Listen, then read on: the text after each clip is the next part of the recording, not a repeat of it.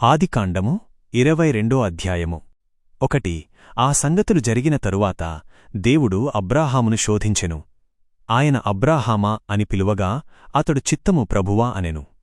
2 అప్పుడు ఆయన నీకు ప్రియుడైన ఇస్సాకు అను నీ ఏకైక కుమారుని తీసుకొని మోరియా దేశమునకు వెళ్ళి నేను నీకు చూపించబోవు కొండలలో ఒకదానిమీద దహనబలిగా అతనిని అర్పించుమని చెప్పెను.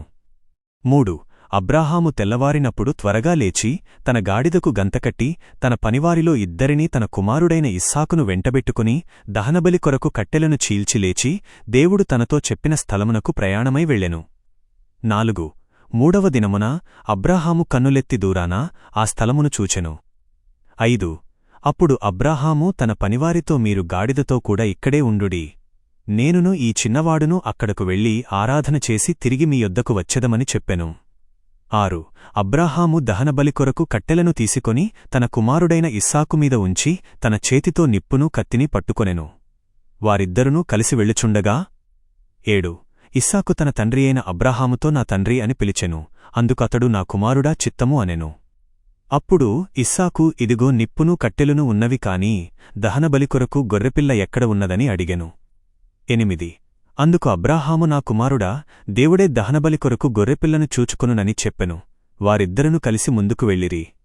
9 దేవుడు తనతో చెప్పిన స్థలమునకు వారు వచ్చినప్పుడు అబ్రాహాము అక్కడ బలిపీఠమును కట్టి కట్టెలను చక్కగా పేర్చి తన కుమారుడైన ఇస్సాకును బంధించి బలిపీఠముపైనున్న కట్టెలమీద ఉంచెను.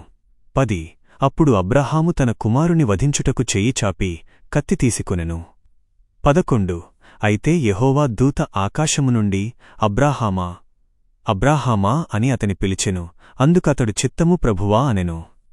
12 అప్పుడు ఆయన ఆ చిన్నవానిమీద చెయ్యి వేయకుము, వానికి ఏమీ చేయకుము. నీకు ఒక్కడయున్న నీ కుమారుని నాకియ్య వెనుకాడలేదు గనుక నీవు దేవునికి భయపడువాడవని ఇందువలన నాకు తెలియుననెనెను. 13 అబ్రాహాము కన్నులెత్తి చూడగా ఇదిగో వెనుకతట్టున ఒక పొదలో కొమ్ములు తగులుకొనియున్న ఒక పొట్టేలు కనబడెను. అబ్రాహాము వెళ్ళి ఆ పొట్టేలును పట్టుకొని తన కుమారునికి ప్రతిగా దానిని దహనబలిగా అర్పించెను. 14 అబ్రాహాము ఆ స్థలమునకు యెహోవా ఈరే అని పేరు పెట్టెను.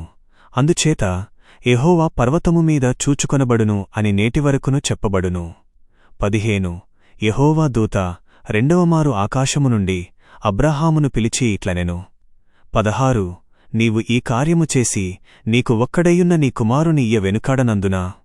17 నేను నిన్ను నిశ్చయముగా ఆశీర్వదించి ఆకాశ నక్షత్రములవలెను సముద్రతీరమందలి ఇసుకవలెను నీ సంతానమును నిశ్చయముగా విస్తరింపజేసెదను.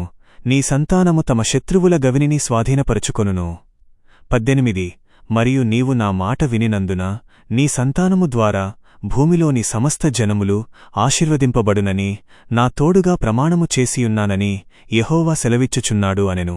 19 తరువాత అబ్రాహాము తన పనివారి యొద్దకు తిరిగి వచ్చెను. వారు లేచి కలిసి బేర్షెబాకు వెళ్ళిరి. అబ్రాహాము బేర్షెబాలో నివసించెను. 20 ఈ సంగతులు జరిగిన తరువాత అబ్రాహామునకొక సమాచారము వచ్చెను. అదేమనగా ఇదిగో మిల్కా కూడా నీ సహోదరుడైన నాహోరునకు పిల్లలను కనియున్నది. 21 వారిలో జ్యేష్ఠకుమారుడు ఊజు, అతని తమ్ముడు బూజు, అరామునకు తండ్రి అయిన కెమూయేలు. 22 కెసెదు, హజోపిల్దాషు, ఇద్లాపు బెతుయేలు అనువారు. 23 బెతుయేలు రిబ్కాను కనెను. ఆ 8 మందిని మిల్కా అబ్రాహాము సహోదరుడైన నాహోరునకు కనెను. 24 మరియు రూమా అను అతని ఉపపత్ని కూడా తెబహును, గహమును, తహషును, మయకాను కనెను.